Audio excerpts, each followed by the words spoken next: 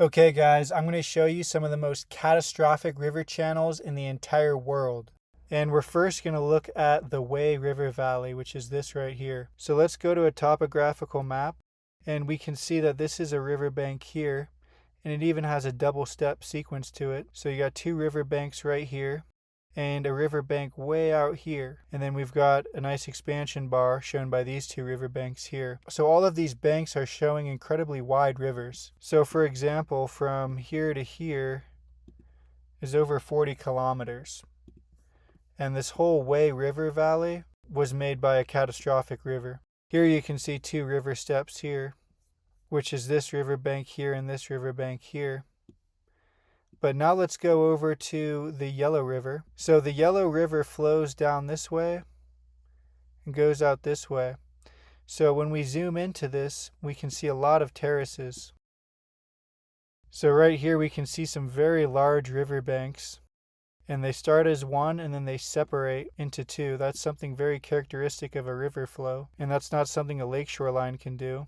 And as we keep checking out this river valley, we see a lot of those river steps.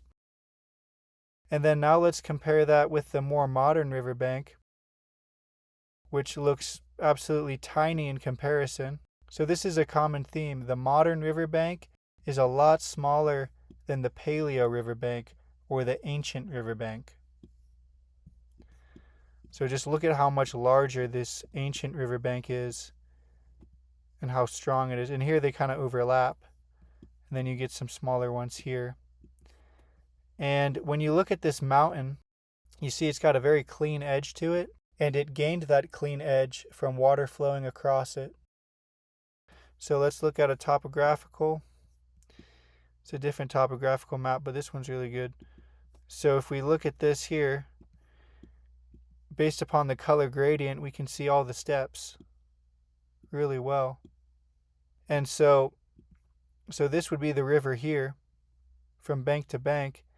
And this is that mountain I just showed you. That clean edge was the bank that corresponds to that edge.